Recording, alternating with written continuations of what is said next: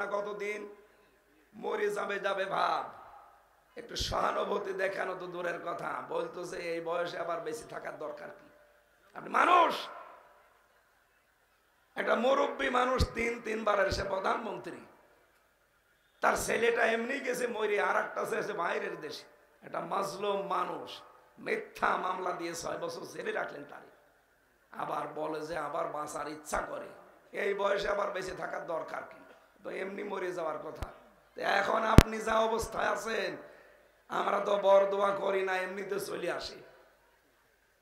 সারা পৃথিবীর মানুষ এখন বলছে এই বয়সে ওর বেঁচে থাকার দরকার কি, আর দেশে আসারই দরকার কি, যেখানে আছে ওখানে থাক। এই জন্য এমন কোন অপরাধ করে যাওয়া ঠিক না যেন আমার মাপের রাস্তায় বন্ধ হয়ে যায়। আমার কথার অর্থ বোঝেন? সুতরাং এমন কোন কাজ সামনে যেন কেউ আঞ্জাম না দেন।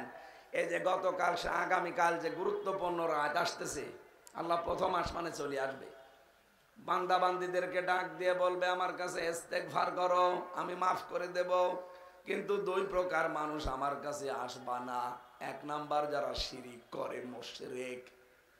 শিরিক করলে আল্লাহ এত বেশি রেগে যায়, আজকে যদি এখান থেকে কোনো মানুষ বাড়ি যেয়ে দেখে তার স্ত্রীর কাছে পাশের বাড়ির একজন শুয়ে আছে, ভালো লাগবে? রাগ হবে না? এত বেশি রাগ হয়ে যাবে, শেষ পর্যন্ত পিটিয়ে আপনি বউকে মেরে ফেলবেন।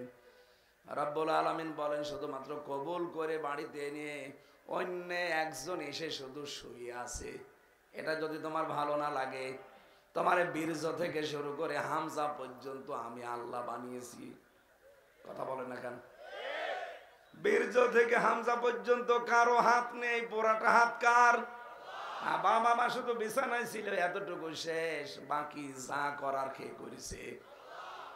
এই জায়গা থেকে আমি এ পর্যন্ত নিয়ে আসলাম, আর আমি আল্লাহর সাথে তুমি এখন শরীক করো, অন্য কাউকে জুড়ে দাও, আমি আল্লাহ কিন্তু ওই স্বামীর মতো রেগে যাই। এই জন্য শিরিক যারা করে তাদের এই রাতে মাপ নেই। কত বড় কঠিন কথা! শিরিক করলে ওই জায়গাটা পর্যন্ত আল্লাহ অনিরাপদ বানিয়ে দেয়, নিরাপত্তা থাকে না।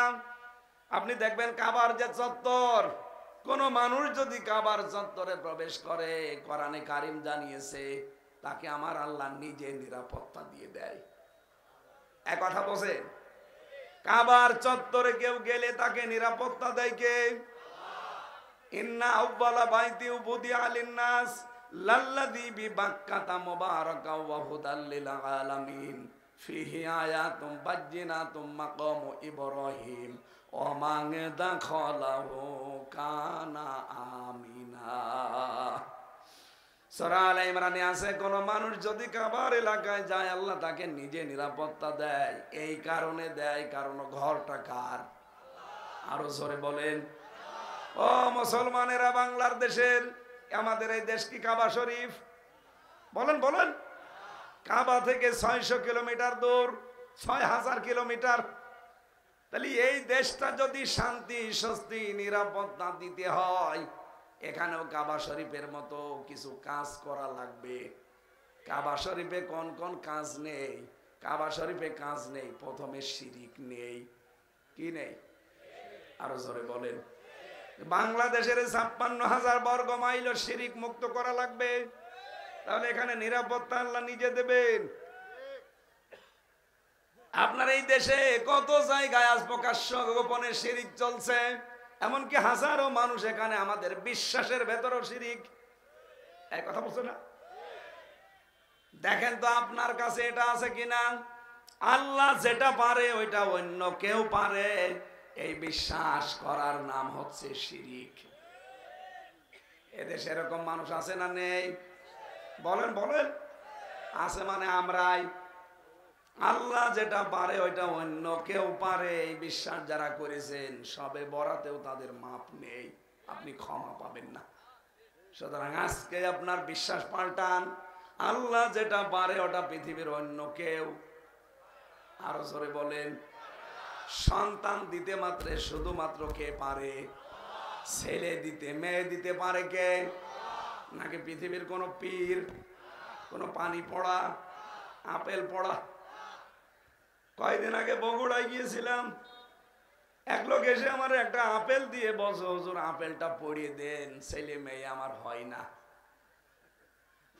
আমি বললাম আপেল পড়ে যদি ছেলে হইতো তা আমার মেয়ে তিনটা, আমার মেয়ে পরেরটা হইতো না। আমি সূরা ফাতিহা পড়া ছাড়া কি পড়বো? আপনাদেরকে সিক্রেটটা ওপেন করছি, যে যা করে যে আমার তেল পড়ে দেন, পানি পড়ে দেন, ফু দিয়ে দেন, অন্য কিছু কিন্তু পড়ে না, সূরা ফাতিহা পড়ে ফু দেয়, কারণ এটা শেফা। আমি ওইটা হাতে নিয়ে কেবল আরম্ভ করেছি, আমার কানের কাছে মুখ নিয়ে বলছে, হুজুর এমন আপেল পড়বেন যেন ছেলে হয়। মনে হচ্ছে আমি ছেলে নিয়ে বসে আছি। ও গাজীপুরবাসী, বহু মহিলার ভেতরে এই এই শিরিকটা আছে, বিশ্বাসে আল্লাহ যেটা পারে ওইটা অন্য কেউ। সুতরাং কোন দরবারে, কোন বাবা, কোন মাজারে, কোন জেতা পীর, কোন মরা পীরের কাছে যাওয়া যাবে না। আমাদের যিনি জাতির পিতা, এই বানানোটা না, আসলটা আল্লাহ যেটা বানিয়েছেন, মিল্লাতা বিকুম ইব্রাহিম হুয়া সাম্মাকুমুল মুসলিমিন। আমাদের জাতির পিতা ৮৬ বছর পর্যন্ত বিয়ের পরে সন্তান হয়নি। কত বছর? ৮৬ বছর। তিনি কোন মাজারে গেছে, কবরে গেছে, কোন বাবার কাছে বলিছে? তিনি প্রতিদিন এই ৮৬ বছরে আল্লাহকে বলতেন, রব্বি হাবলি মিনাস সলিহিন, হে আল্লাহ আমাকে একটা নেককার সন্তান দান করো। রব্বুল আলামিন দোয়াটা কবুল করেছিলেন, কিন্তু একদিন, ২ দিন, ৫ দিন পরে না, কত বছর? আপনি চিন্তা করতে পারেন। আল্লাহর খলিল বলা হয় তাকে। খলিল মানে আল্লাহর জন্য যিনি সবকিছু পারেন, আরবিতে তার নাম খলিল।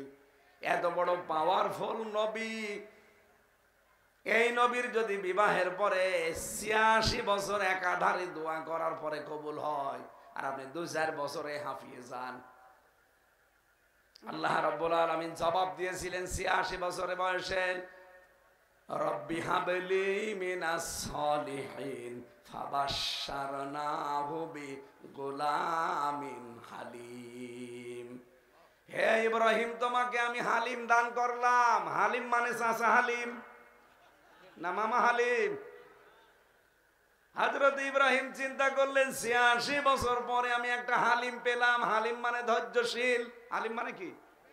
কেমন ধৈর্যশীল সন্তান আমাকে আল্লাহ দিয়েছে, আমার দোয়াটা আসলে কবুল হয়েছে কেমন আমি দেখব। এই জন্য ১৩ বছর যখন বয়স তার, তাকে আল্লাহ জবাই করার জন্য স্বপ্ন দেখালেন। তিনি এসে সন্তানটাকে ডাক দিয়ে বললেন, ইয়া বোনাইয়া, হে আমার কলিজার টুকরা সন্তান, ইন্নী আরা ফিল মানাম আন্নী আযবাহুকা ফানজুর মাযা তারা। আমি স্বপ্নে দেখলাম তোমাকে জবাই করছি, এখন তোমার রায় বলো কি করব। প্রশ্ন আসতে পারে যে আল্লাহর নবী ইব্রাহিম বিধান পালন করছে কার? আরো জোরে বলেন কার? যিনি বিধান পালন করার সাহায্য করবে তিনি ইসমাইল। আল্লাহর বিধান আমি পালন করব, আমার ছেলের কাছে অনুমতি নেওয়া লাগবে কেন? এই কারণে তিনি অনুমতি চেয়েছিলেন। তিনি চিন্তা করলেন, আমি ৮৬ বছর বয়স পর্যন্ত দোয়া করলাম যে আমাকে তুমি নেককার সন্তান দাও। আল্লাহ যে বললেন আমি তোমাকে একটা হালিম দিলাম, সুসংবাদ দিলাম হালিম সন্তানের। কেমন ধৈর্যশীল সন্তান দিয়েছে এটা আমি পরীক্ষা করে দেখব। এই জন্য তিনি অনুমতি নিতে গিয়েছিলেন। সন্তানটাও এরকম ডাক দিয়ে বলে, বাবা আপনি যা আদিষ্ট হয়েছেন, ইয়া আবাতি ফাআল মা তুমার সাতাজিদুনি ইনশাআল্লাহু মিনাস সাবিরিন। আপনি আপনার আদিষ্ট কাজটা করেন, আমাকে আপনি ধৈর্যশীলদের মধ্যে পাবেন। ধৈর্যশীল পাবেন এ কথা বলেন নাই? তাহলে ১ বছর দিতেন। বহু বছর দিয়ে জানিয়েছেন যে আমি শুধু ধৈর্যশীল না, পৃথিবীতে আমার মতো বহু মানুষ ধৈর্যশীল আছে, তাদের মধ্যে আমিও একজন। তার মানে আমি এ বিষয়ে কোনো অহংকার করি না। জোরে বলেন সুবহানাল্লাহ। ১৩ বছরের মানুষ অহংকার থেকে মুক্ত হওয়ার জন্য কি শব্দ চয়ন করলেন যে আমি অহংকার করি না? অথচ বহু মানুষ আজ আমরা কিছু পেলে না পেলে আমাদের ভেতরে অহংকার চলে আসে। কথা বলেন। হযরত ইব্রাহিম তিনি রেডি হয়ে গেলেন, না এখানে তাকান, আন্দাজ এসে বসে আছেন, এখানে শিক্ষা নেওয়া লাগবে, এ বসেন। হযরত ইব্রাহিম তিনি হাতে নিলেন ছুরি, ইসমাইল গলা দিয়ে দিয়েছে। চিন্তা করেন তো যে অবস্থা এখন আছে, আল্লাহর অর্ডার যদি ওই ছুরির উপরে না হতো গলা কেউ বাঁচাতে পারতো? আর জোরে বলেন না। এই ড্রোন এইদিকে যেন না আসে, বাইরে থাক। যে কথা বলতে চাই আমি এখান থেকে, কোরআনে কারিমের সূরা সাফফাতের এই 99, 90, 100 নাম্বার আয়াত থেকে একটা বিষয় নিয়ে যান আজকে। ইব্রাহিম নবী তিনি আল্লাহর বিধান পালনের জন্য প্রস্তুত, আর ইসমাইল নবী আল্লাহর বিধান পালন করতে সাহায্য করার জন্য প্রস্তুত। তখন আল্লাহ ডাক দিয়েছেন, অনাদাইনাহু আইয়া ইব্রাহিম, হে ইব্রাহিম আমার ডাকটা শোনো, তোমরা যা করলে আমি আল্লাহ কিন্তু দেখেছি। বাংলার মুসলমানেরা এখান থেকে আজকে একটা শিক্ষা আমি বের করেছি। যেহেতু আল্লাহ ফালাম্মা আসলামা দ্বিবচন দিয়েছেন, দুইজনে যখন আল্লাহর বিধান পালনে রাজি হয়েছে, এগ্রি হয়েছে, তখন বিধান পালন করা সহজ হয়েছে। ইব্রাহিম যদি বলতেন আমি জবাই করব, ইসমাইল যদি বলতেন না আমি জবাই হব না, জীবন আল্লাহর বিধান পালন হতো। ইসমাইল নবী যদি বলতেন হ্যাঁ আমি জবাই হয়ে যাব, ইব্রাহিম নবী যদি বলতেন না আমি জবাই হব না, জীবনও হতো। সুতরাং বাংলাদেশে আজ যারা দায়িত্বে আসবে তাদেরকে ইব্রাহিমের ভূমিকা পালন করা লাগবে। আমরা 18 কোটি জনগণ ইসমাইলের